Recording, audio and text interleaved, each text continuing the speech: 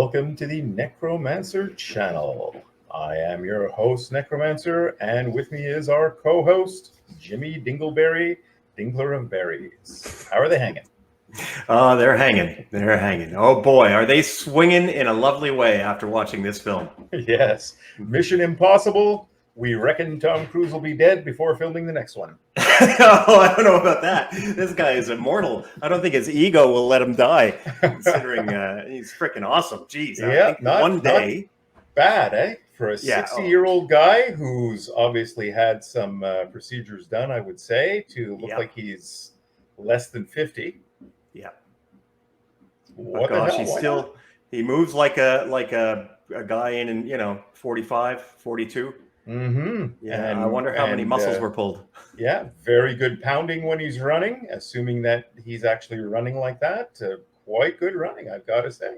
Well, Tom Cruise is he's known for, in Mission Impossible 3, which was the Jar Jar Abrams one, he actually spent a lot of time with sprinters and did a lot of sprinting training. And boy, the Tom Cruise run is now his trademark. It's like Arnie with "I'll be back."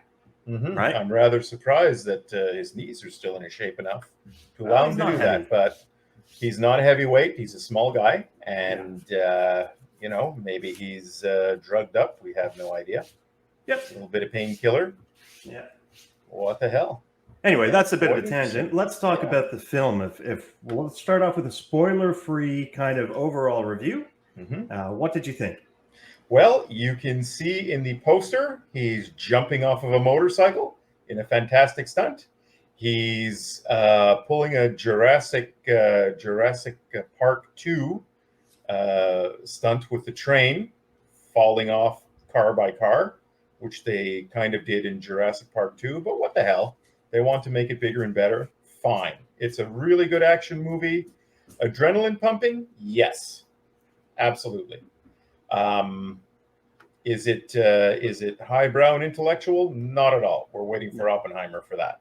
But hey, it was great. It was a really good movie. There wasn't too much of the badass female, although there was a little bit, which was a little bit stupid. But Tom Cruise handling men who are much younger than him is also a little bit stupid. What the hell? It's a good action movie. Suspend your disbelief. It's fine. Okay. Would you give it out of 10? Out of 10, I'd give this a good solid 8, possibly 8.5. Okay. And would you recommend people go see it? Oh, absolutely. Come on. This is a great summer movie. Very good action. That's what it's for. Good popcorn movie. Excellent. Yeah. You know what? I see it mostly the same way as you see it. I give this an 8.5 out of 10, solid 8.5 out of 10, because I know the kind of work that went in behind the scenes. And I definitely would recommend you go see it while it's in the theaters. Let's reward good cinematography, good filmmaking with what they're here for. With our support by going to the theater where they are, so they have good opening weekends, which proves that shit like the Dial of Destiny, which is only shit because Commander Kathleen Kennedy got hold of it, is not to be watched and is to be ignored. Yeah. We got to take away the excuses. And this is exactly what Tom Cruise is doing, right? He did it right with Mission Impossible. He did it right with Top Gun Maverick. He is hearkening back to the old action movie template, and he's kind of modernizing it enough such that it can be seen and appreciated by everybody. There were girl boss moments in it, but what I noticed was that most of the girl boss moments, I'd say even all of the girl boss moments, don't occur as a result of diminishing the male lead. So there are, when we talk about the villain, a little bit of light spoilers here. When we talk about one of the main villains, Paris, which is played by Pom Klementieff, the actor who played Mantis in Guardians of the Galaxy, she does dispatch men in somewhat unbelievable ways at times. but at other times she uses weapons to do it. And light spoiler, there is a point where she loses. Mhm. And there are also other hand-to-hand combat sequences between men and women where the women are getting tossed around like the rag dolls that you would expect. Now, that's a little bit problematic, actually, because the women who are getting tossed around by an older man, Mm-hmm. and the women are younger. Yes. Presumably, the Ilsa getting tossed around, that was a bit unrealistic. Where is this? Are you talking about on the bridge? On the bridge. On the bridge. Okay. Yeah. She probably shouldn't have lost that fight. The first fighter, yes. Presumably being a pickpocket and such, she might be a little bit, what's the word I'm looking for? A little bit dexterous, but presumably more of a runner and not a fighter. Yeah. So, yeah, I could see her easily getting her ass handed to her by somebody who did fight.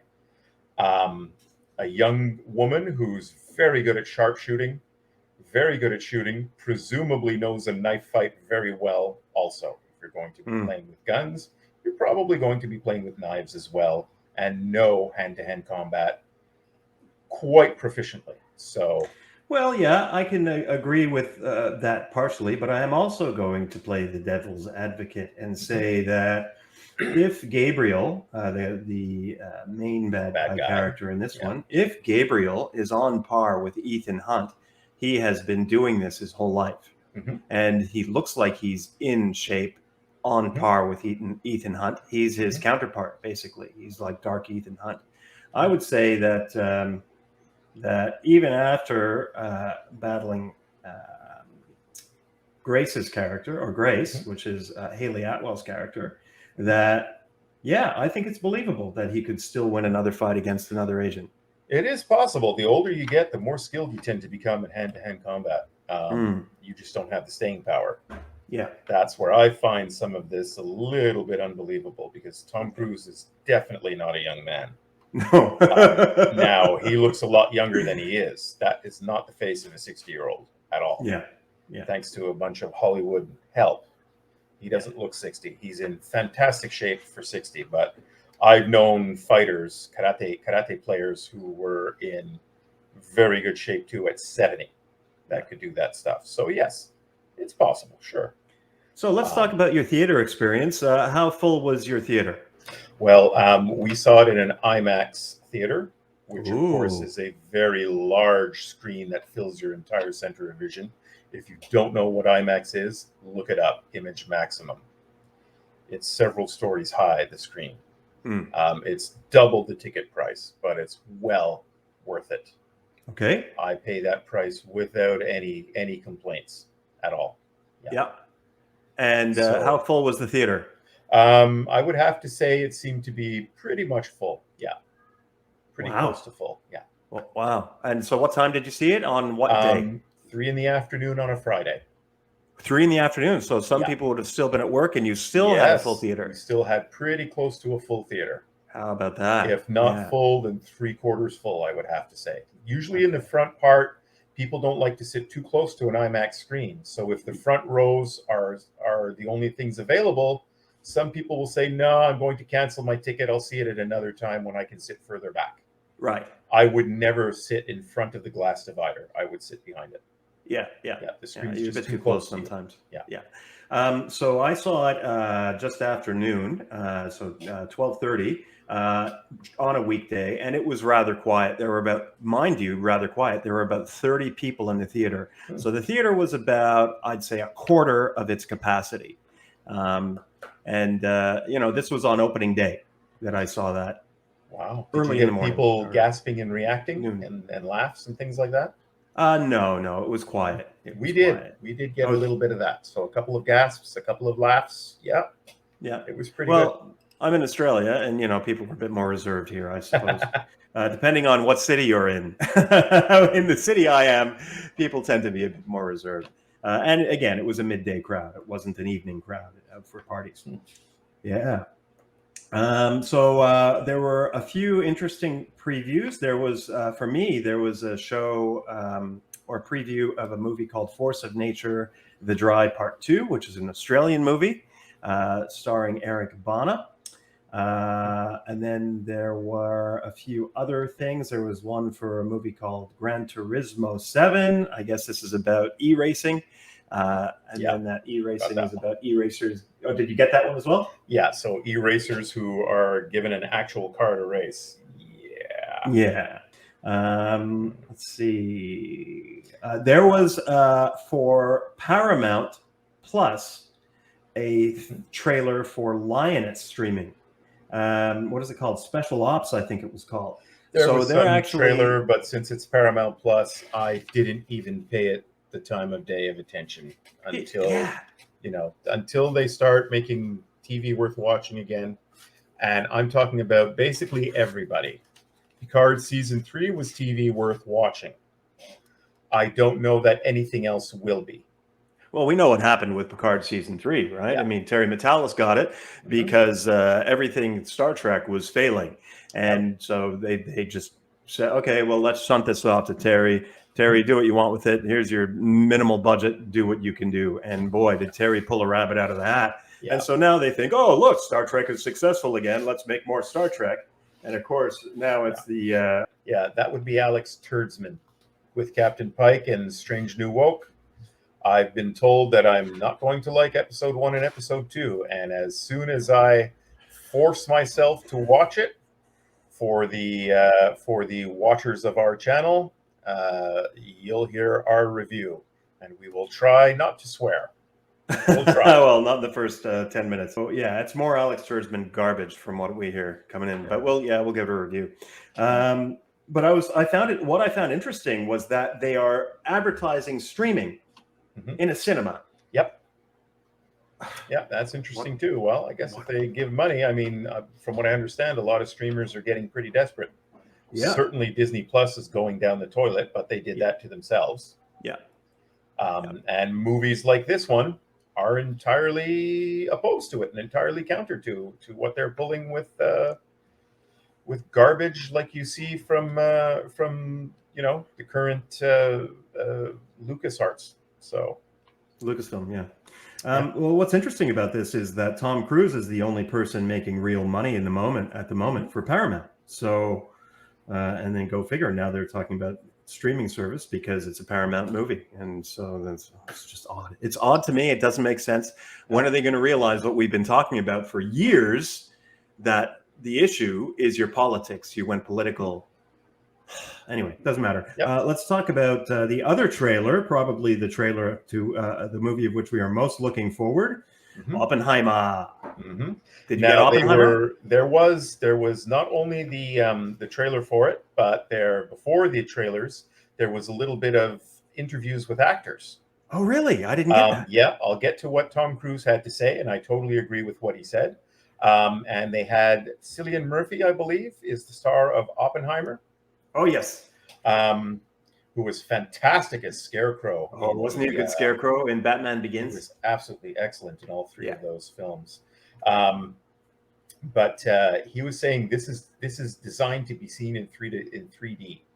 Oh, okay. So if it is 3D on IMAX, I'm there. I will pay $30 ticket to go and see it.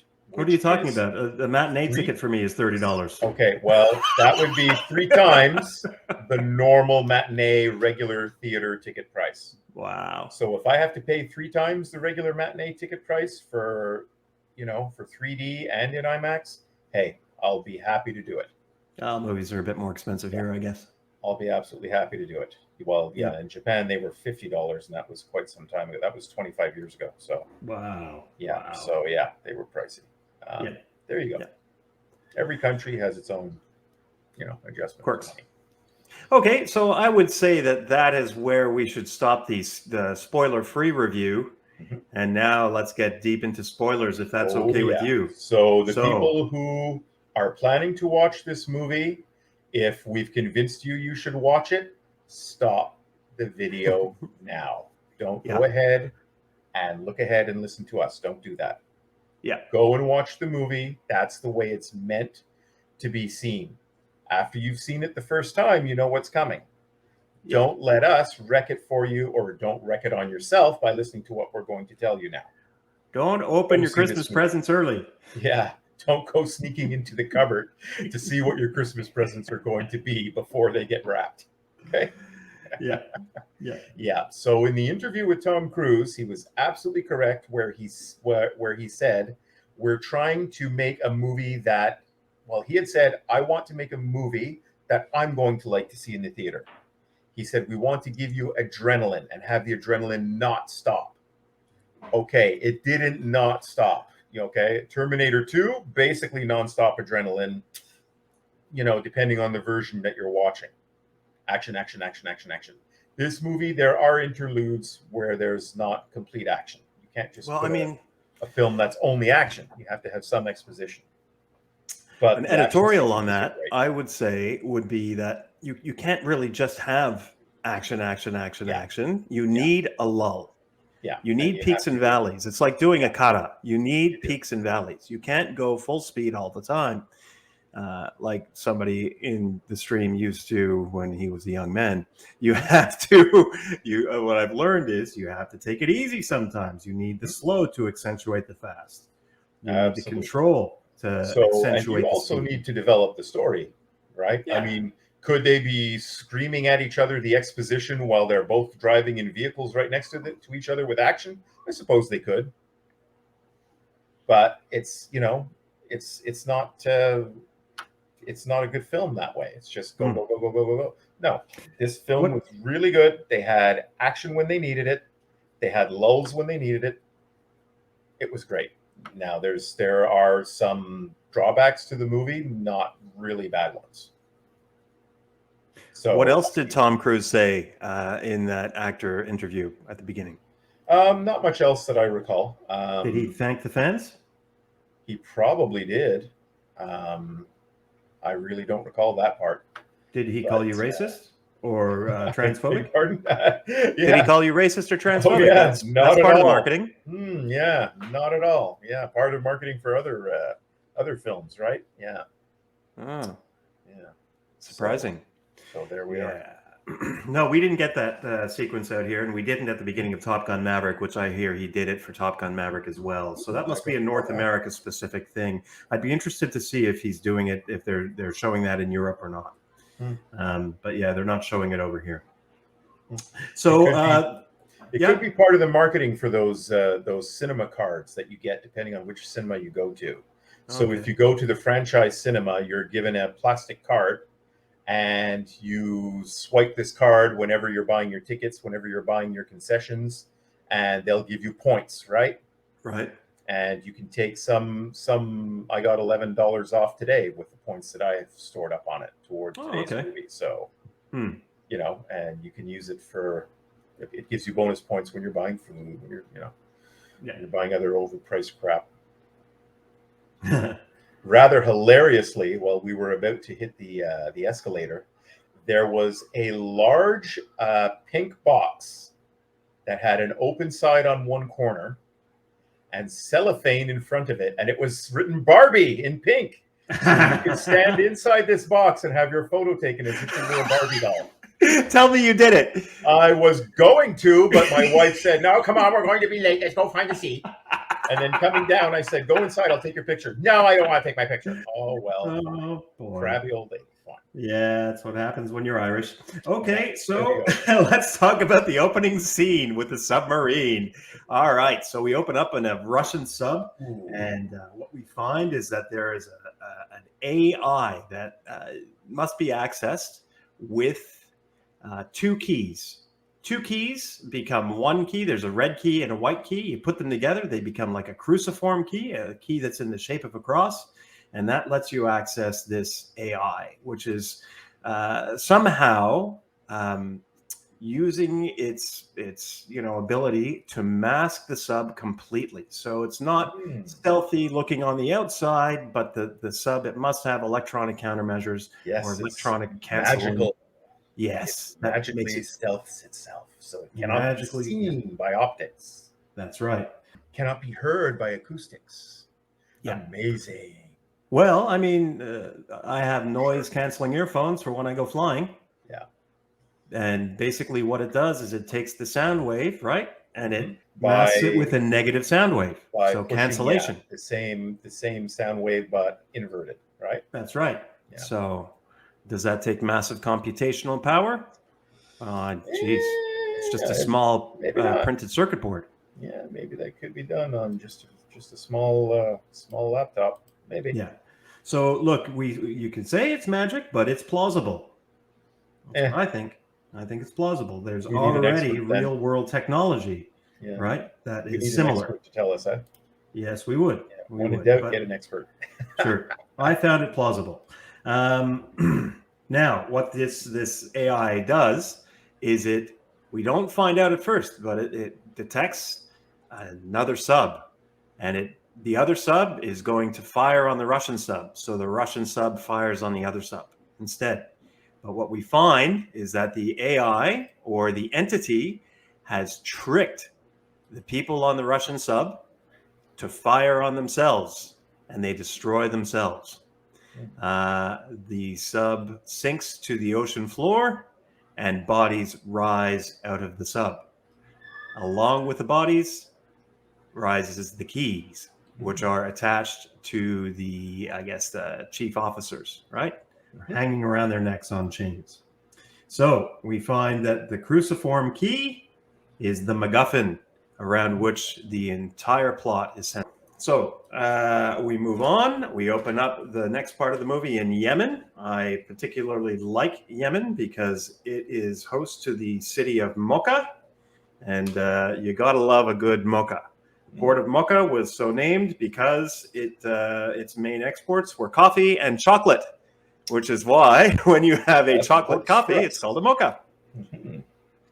So we find that there's a firefight in a ghost town during a sandstorm, and I thought it was bloody brilliant. That was very fantastic. original That to was have a really firefight in a original. sandstorm. Yeah, fantastic. Yeah, I mean, how much of unbelievable things happen in a film? It skirts the line sometimes in a few places.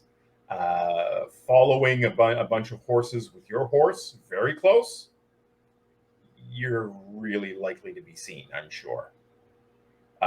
So that was a little bit, it took me a little bit out of the film. A little bit. You got to suspend your disbelief somewhat for almost any film, I'm sure.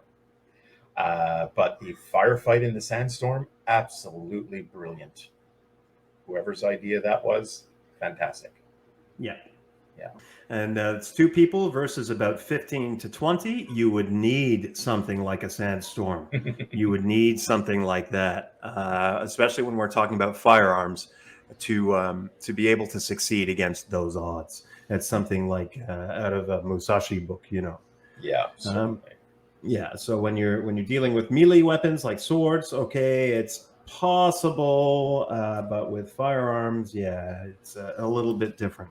So when we're talking about when Carrie Elwes is in like a boardroom, a meeting room with Kittredge, and they're figuring out what's going on here with this cruciform key. They're figuring out that there's this entity, and I think it's a very good kind of overarching.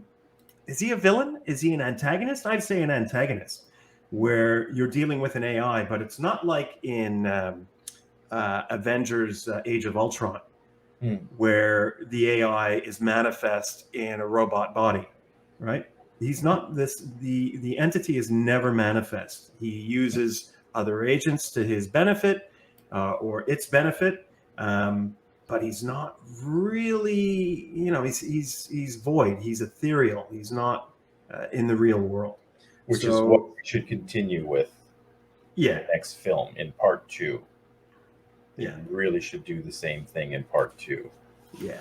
I thought it was inspired and rather brilliant to use our fears about AI as the antagonist for this film.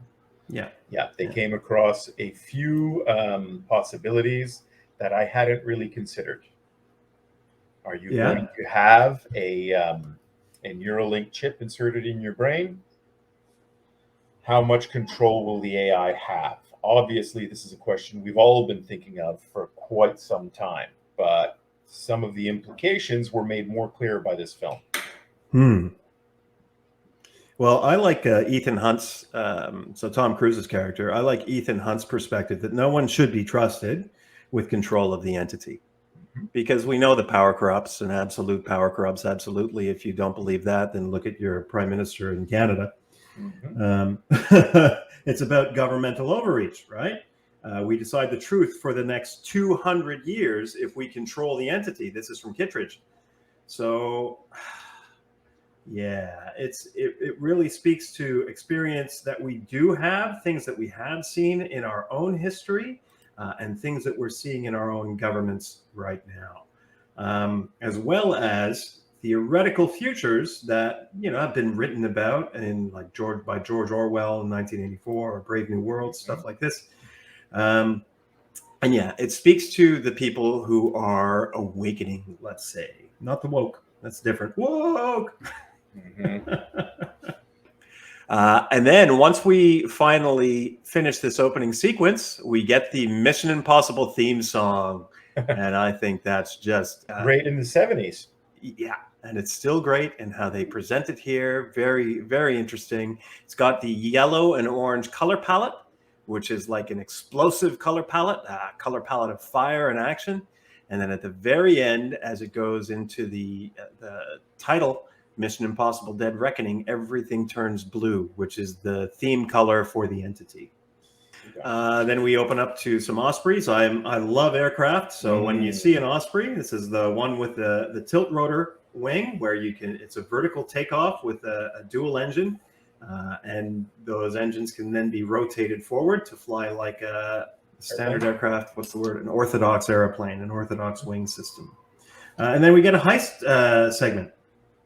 Facial recognition at the airport. Again, it speaks to the fact that you can't really hide when you're in public anymore. There are cameras anywhere and everywhere. Unless you wear your COVID mask. Right. That's the only way you're safe from facial recognition. COVID mask and your aluminum helmet, aluminum foil hat. Aluminium. Yep. Then we get introduced to Grace, Hayley Atwell's character. Can I just say, I'm glad that she's in something non-Marvel, finally. I'm very glad for that, yeah. She deserves it. She has put in the time. Good actress, damn fine-looking woman. Great. Yep. And they dress her really well. They dress her in a way which complements her body type. Right? I mean, yeah, that's superficial, but let's be honest, we're men, and we look at things and make judgments. That's what men like. So that's right. Exactly. You do what women like often enough, right? Yeah. They market plenty of things in pink and purple. So there's an analog safe room in this, which is cool because that's some of the ways. So I do a little bit of flying of remote control airplanes, right? And one big issue that we're running into now is legislation of remote control drones with remote ID, so that you can be held accountable for where you fly your drone. If you fly it in an area where it's not recommended you fly it, you can now be held accountable because there is a chip in your drone to track it.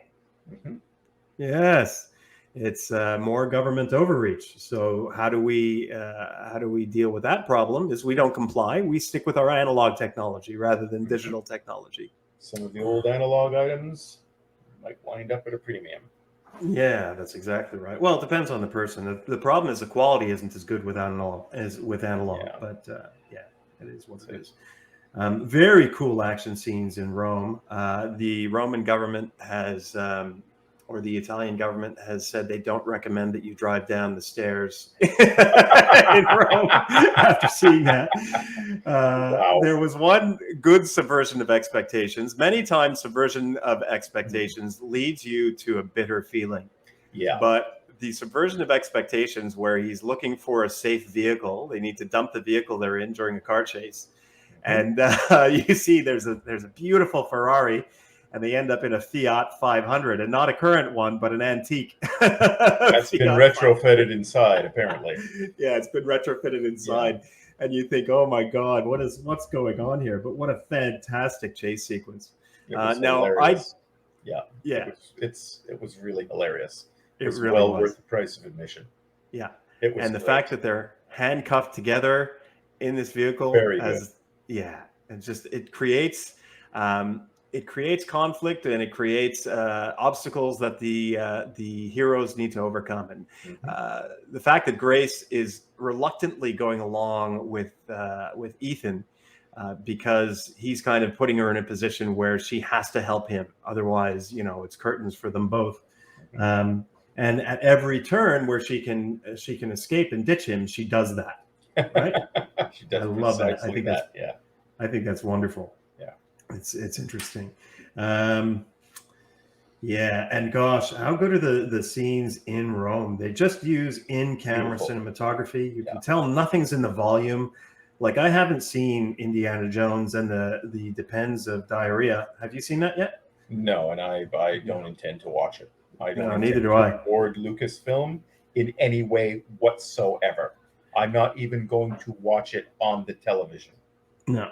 If my wife decides to watch it 3 years from now on TV, I won't bother to watch it at all.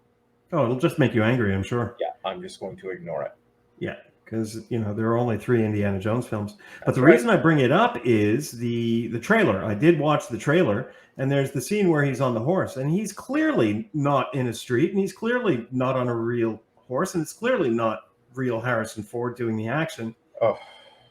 And so you take something like that and you compare it to something like this, like the sequences in Rome, and it's all in camera. And this is, we spend our life in the real world, and we can tell when it's fake. I don't care how good your technology is. We can tell when it's fake, and then there are no stakes.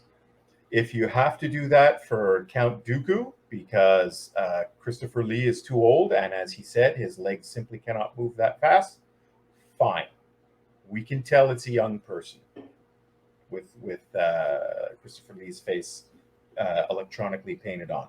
Okay, we can do that for something like Star Wars. Don't do it for Indiana Jones. There was no point. It was a film we did not need. Nor want, clearly. Based on its box office. Yes. If you were going to continue Indiana Jones, continue it with his son from the 4th movie that was not really a very good one either. But, oh no, Hollywood can't do that. So, whatever. So I'm a bit of a European car guy, and I appreciated the BMWs, the Alfa Romeo, and the Peugeot. A lot of cool European vehicles in this sequence and in these scenes. So, it really does set the scene. You can tell, again, that they were on location in Europe, and I really appreciated it. They're not trying to make everything look like downtown Los Angeles, which is great. Something we're running into with other movie studios at the moment. They made the world seem like the world. Yeah, this was a good strength of James Bond films. And I haven't watched any James Bond films since Skyfall, and I wouldn't want to with what's happening in them. And more films to ignore.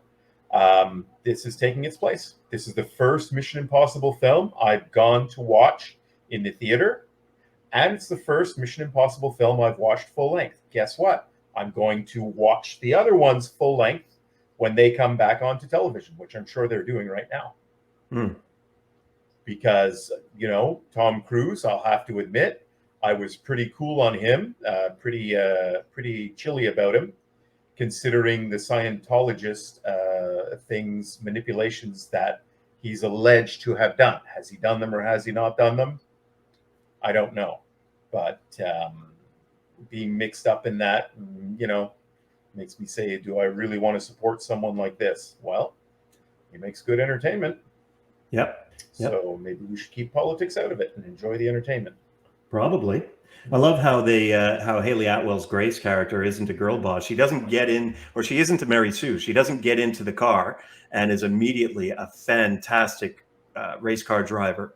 Right? She's struggling to keep control of the vehicle. She keeps hitting stuff. Sorry, she's trying to drive during this car chase, and she gives up the wheel to Ethan because she knows he's better. Yeah. Yeah. She's nervous. She gets afraid. Ethan gets very concerned, very much very stressed out, but he controls it. Yeah, that's how your hero should be. That's how your characters should be. Yeah, they play it believably. She's not a damsel in distress who needs rescuing every time. Nope. She can handle herself reasonably well. That's a good character. She gets into trouble and needs help. Yes. Ethan gets into trouble and needs help. Yes. The one thing that I didn't like about the movie that I would say absolutely needs to be changed is his parachute knocking out the bad guy. Oh, coming through the train window so at the end? His parachute happens to pull him against the bad guy. Oh, happily and luckily the bad guy's knocked out. Oh. So there are elements of that where, you know, they're caught, they're dead to rights, and it is over for them. And it just by a happy accident, even say an antagonist shows up and it pulls his iron out of the fire. It's like a lot of horseshoe up rear end moments. Well, I'd agree. Yeah, there are moments like that, but it's not as bad as on the train. That was overdone. Yeah, I mean, I agree with that. Yeah, it's conceivable that, you know, when you have 3 groups trying to catch them in the car chase, there were at least like 3 different groups trying to catch him. Of course, there's going to be interference here and there. The tunnel that they happened to luckily back up into, okay, it's not so bad. It's not so bad. I could see someone noticing it and we don't notice it. The main character notices it and we don't, and then he escapes by reversing into it with his little yellow portable coffin. Yeah. You know, but on the train, a lucky gust of wind grabs his parachute and he smashes the bad guy against the wall of the train and it knocks him out. No, that's not how you get out of a sticky situation. Well, it's an action movie. Okay, it's an action movie. Okay, but don't pull a lucky happenstance. It breaks the immersion. It does kind of break the immersion. Yeah. And it's good to throw some obstacles in their way. So they're in the kitchen train, right? And you've got boiling grease spilling all over the place. I'm pretty sure you get it all over you. Pretty sure you wouldn't be able to avoid it. But I was thinking, whoa, that makes me afraid just seeing it. Right? That scene scared the crap out of me. So when I first started working as a teenager, I was working in restaurants. And my first position as a line cook was the fryer position. And I was told horror stories about people cleaning the fryers at night and emptying it. One bloody brainiac emptied the fryers into a plastic bucket, which then melted right through. And there was grease all over the bloody floor, boiling hot grease. Anyway, so one thing like that. And if you spent any time in a kitchen and you've done fryers, you have had blisters all over your hands and forearms from splashing hot oil. So that scene scared the pants off of me. Very well written. And I was on the edge of my seat. Yeah, for whatever reason, the stove lights up with flame. Yeah. It was good. It was a good scene. It was a pretty good scene, I've got to say. Yeah. Throw obstacles in the way of your heroes to overcome. Yeah. Terrifically done. Not ludicrous ones. Good ones like that. Yeah. Nicely done. At one point earlier on in the film, when Grace is still trying to get away from Ethan any way she can, she says to him just before she leaves him, I think, handcuffed to the inside of the Fiat, she says, "Don't hate me." And I thought, oh boy, I don't. I just want to watch you walk away. So they did a really good job at making her not admirable, but likable. Mm-hmm. You know, she's a likable character. She's not somebody who has high ideals or standards, of character. Yeah. But boy, is she a likable character. Guess which characters are unlikable? The ones who are fucking awesome. So the unlikable characters would be Brie Larson as Captain Marble. Who have we got? Wanda, the uber powerful super bitch. Yeah. She started out okay. Then she became really horrible. as a character. From what I've heard, She-Hulk, but I couldn't say because I haven't bothered to watch that garbage. Oh, she was a drunken, let's say Jezebel, basically in her show. How many shows do you have where the male antagonist sleeps with 4 different people in this the sequence of one season? And we think, oh yes, right? There you go. So and drinks himself blind. Yeah, maybe take note, Marvel, with 2 of your Marvel actors here. Yes. Oh well. This film. Yeah. What I liked was how the imagery in some of the antagonists. So the entity has a dark messiah in the form of Gabriel. He's the character we see down here holding the knife on the bottom left of the movie poster. And they say that he is the entity's dark messiah. So this kind of calls to mind imagery of a new testament, of a new way of thinking, of a new way of morality, let's say. It kind of talks about a revolution that is coming, and that he is the one who is going to enact this revolution, or through his action, the revolution will come to be. And he's going to gain disciples, etc. So I really like that language, and that's the imagery that it kind of brought to mind. Quite interesting. As very atheist myself, that was entirely lost on me. Yeah. Well, this is more subtext, right? Yeah. These are things that, I mean, why did they use that language? This is when you read a book, you try to understand, like, this is the main thing, the main point of an English class in higher learning. You're trying to figure out why the author used the language that the author used. What were they trying to say? Undercurrent of meaning. That's right. Even if the author at the time didn't know they were doing it, there's a reason why they used that language. So you can really delve into the depth, the richness of a story by trying to understand, or at least noticing these things. And basically, he serves the entity. Ilsa knows about the entity and the key. So Ilsa is alive, we find out, right? She's alive to save their bacon in Rome, only to find out that she dies then in Rome for real. We thought she was dead in the firefight. Turns out she actually dies facing off with Gabriel on the bridge, like we spoke about at the top of the session. Was she a character in other Mission Impossible movies? Yes, yeah, she was. She was Ethan's counterpart in, what is it called? The Mission Impossible, Honestly, I don't IMF, know. The Impossible Mission Force. Yeah, so, I don't even know how many films there are. So this is the 7th. 7th. So she's been in 6 films and now she dies. I don't know if she was in the first one. I'd have to go back and rewatch them. I should have rewatched all of them, but that's a lot of hours. That's a lot of hours to devote just to do a review. Significant character. Okay. And some of the films were not so good. Like John Woo directed the second movie. He, famously the guy who kind of ended the Incredible Hulk the first time they tried to do the Incredible Hulk movies, which is an okay comic book movie, but not really a cinematic triumph. So John Woo directed the second Mission Impossible film, and it just went a little bit too far. A little bit of blood opera going on there, which was a type of a movie genre that existed in, what would you say, the mid-90s? Blood opera? Japanese blood opera? Yeah. Kind of what the Matrix movies were supposed to be, I suppose. And then they went a little bit too far too, didn't they? The train sequence went on for quite a while, but it wasn't exhausting, let's say. And, for a 2-hour and 45-minute film, I didn't notice the length of time of it.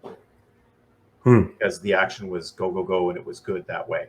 I'm quite glad that it's an extended story that's going to be more than one film. As long as it's not drawn out too long, it's good. I think it's great. Is this meant to be Tom Cruise's swan song? Who knows? Well, he probably does this and one more, and then probably would settle down and do maybe quieter stuff, maybe more rom-coms. But yeah. But what I thought was really beautifully shot were the hand-to-hand action sequences. There were sequences, I give them a 7 out of 10. There were sequences that were dirty and confusing, like a scramble is. If you've ever been in a scramble in a wrestling match or something like that, it can be confusing. You don't know what's going on. You have a plan, and maybe that plan gets shot to pieces, or maybe you succeed. I didn't find there were massive girl boss moments. Like I said, I did love that it was a bit difficult to read the choreography in the enclosed alley, and then on the bridge you could read the choreography. I like that counterpoint. It wasn't just like oh god, there's a movie maker that he uses shaky cam all the time. Oh man, can't stand that. It's just like he did Bad Boys. Yeah, you're not adding anything to cinematography when you shake the camera. No, it doesn't. That's right. Yeah, so this there was a little bit of that in the alley, but then there wasn't that, and I think that was because it was an enclosed space versus a wide open space. So on the bridge, it's a wide open space, and we get wide open shots. And in the alley, it's an enclosed space, and you get confused, dirty shots. And I really like how they counterpoint each other and they counteract each other. I thought it was nice to see both of those. One thing that they do that other, especially Marvel movies, aren't doing right now is Ilsa's death scene. They take their time. They let the moment breathe.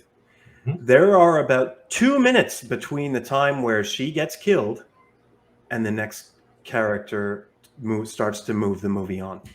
That's 2 minutes. They let this emotional moment breathe with you. And that's something that is not happening in, say, for instance, Marvel movies. You get some tragedy that occurs, and within about 30 seconds, they crack a joke. Yeah.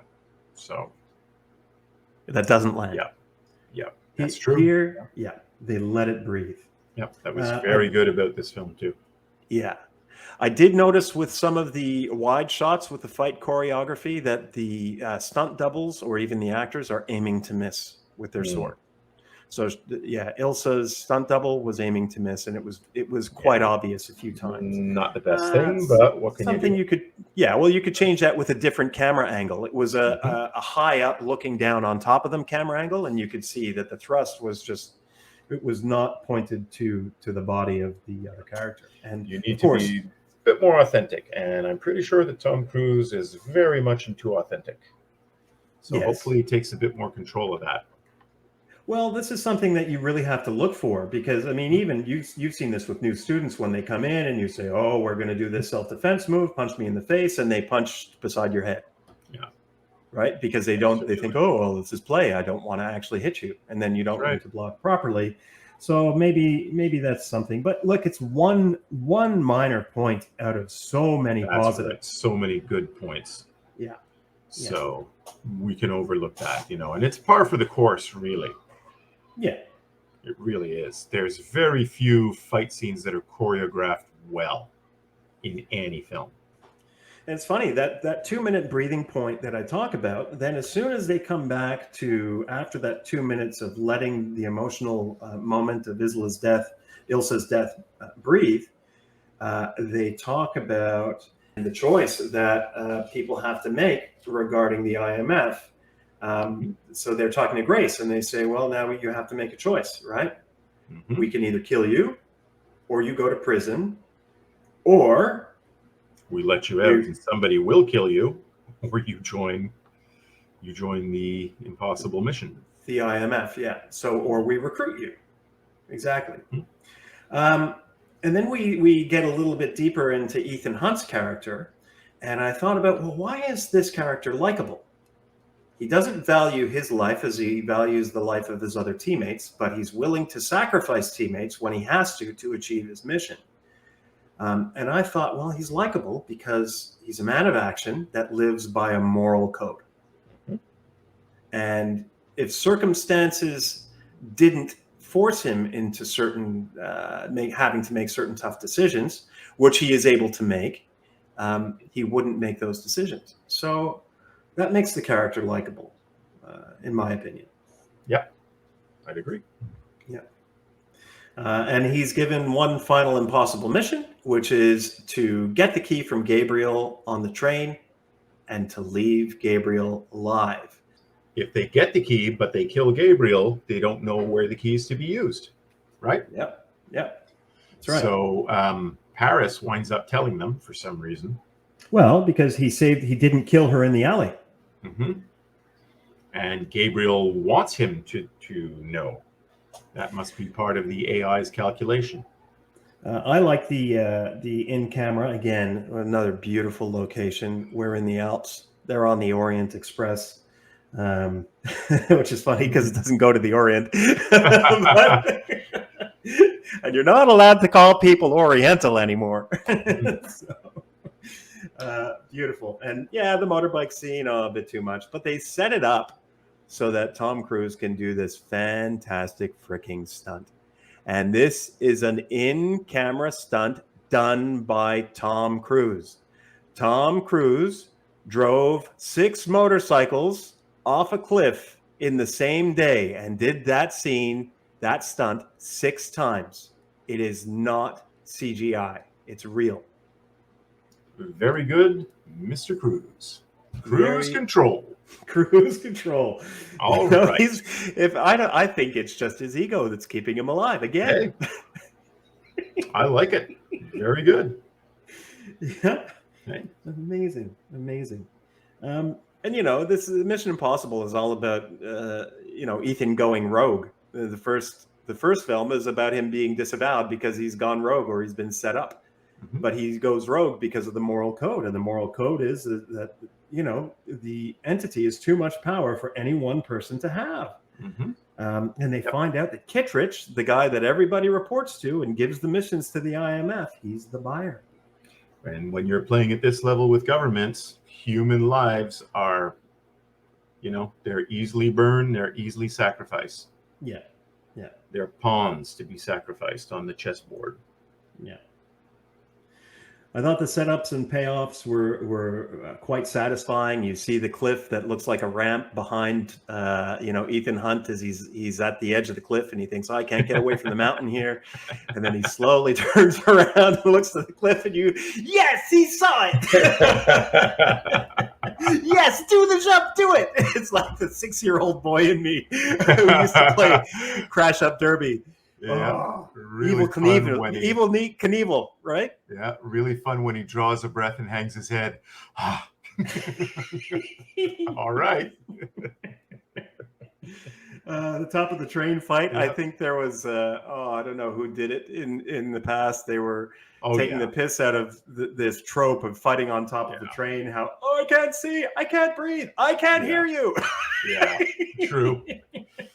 true, but what the hell? You can suspend disbelief for that as well. And if you've seen any of the Indiana Jones sequence of dysentery and diapers, oh my God, the train scene looks like a cartoon.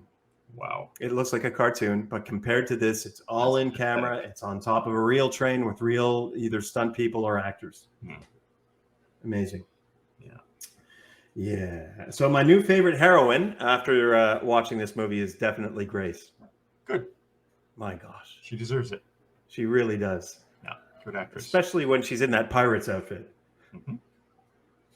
With the vest. I enjoyed the White Queen, Vanessa Kirby. Oh, yeah. There's something about her smile and her expression of being interested to find out what's going on here. When you first meet her. Yeah? Yes.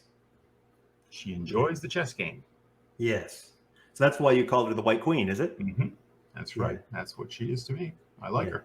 Yeah. Her character's name is the White Widow, but I think the White Queen would have been good as well. Mm-hmm. Pretty good. Yeah. I suppose that makes Paris the Black Queen. I guess so. Yeah. Yeah. Oh, that's well done. I didn't pick up on that. Yeah. Yeah. Although she's not fighting against the White Queen. So, no. Yeah, quite good. Quite good story. Yeah. So, after our train sequence, that's pretty much the end of the film. Yeah.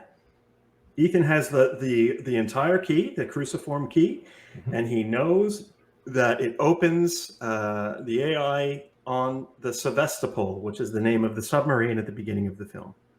There's no need for a stinger, because they address everything that sets up the next film in the end of this film. Mm-hmm. And, I had a stupid grin on my face for a lot of this movie. Yeah. And part of the reason I did was because of the crap we've been getting for, I guess, since 2016.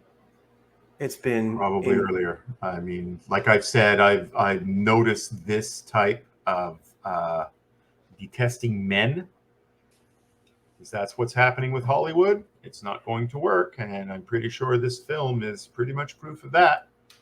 As much as the very much dialed back and very much walked back Indiana Jones and what did you call it? The diapers of dysentery? You could call it that. The depends of diarrhea. Yeah, even though it's the depends of dysentery. Yeah, or whatever. Yeah, even though it's walked back, it's still a film that I'm not interested in seeing at all. That's not Indiana Jones. Yep. You got a girl punching him out? Yeah, sure. Sure. Yeah. There's a saying that old people have. I may not be as good as I once was, but I'm as good once as I ever was. Yeah. It means they'll react to they don't have staying power, but they do have their reactions. Yeah, it would always frustrate me when I'd fight a silver-haired guy Mhm. and he'd kick me in the mouth or something like that. And I was like, Yeah. oh, where did that come from? Exactly. Exactly. Yeah, yeah. So a little bit of CGI towards the end, and this is where they crash the train, the locomotive, because clearly they're not going to crash a real locomotive at the bottom of a gorge. That's quite expensive, and then think of all the repair work. So that was CGI, and it did stand out as CGI, but it's forgivable, considering how much in camera. And as a result of the amount of in camera that occurs throughout the rest of the film, it is noticeable, and again, forgivable. So there we go. No. Yeah, final thoughts. Definitely a good summer film. Go and see it. And if you have listened to our review to decide if you're going to see it, shame on you for spoiling the movie on yourself. Well, it's still a rollicking ride. I'm going to go see it again. Yeah, definitely going to see it. There are a couple mates that I have that want to see it, and I'm sure my wife will want to see it. So going to go see it again for sure. And it's going to be a blast. Would this be an okay film for a 10-year-old? No. You don't think so? Okay. Nope. I wouldn't take anybody under the age of 14 to this. Okay. No, interesting. It's PG, I think, but I actually don't know what the rating is. But I wouldn't, because of the sword play. There's a difference between shooting somebody that's got a mask and then stabbing a character that we love. It's a different thing. So when we're talking about bladed weapons and intimate stuff like that, I mean, it's kind of like, would you let a 10-year-old see The Dark Knight with the Joker? I wouldn't. Yeah, I wouldn't even let them see The Joker. It's a bit too much. Oh, definitely not The Joker. No. Yeah, it's a bit too much. So, yeah, I wouldn't. No, below the age of 14, they save it for later. Watch something a bit more fantastic where they're attacking robots, etc. Yeah. And faceless, masked. I see. People. Yeah. All right. Well, that is our review. Go out and see this film if you haven't seen it, and if you've seen it, see it again and support it. That's the one. Absolutely. If you have any comments to make below, all comments are welcome. If you disagree, let us know why. If you agree, let us know why as well. And with that, we bid you adieu. Until next time, all the best.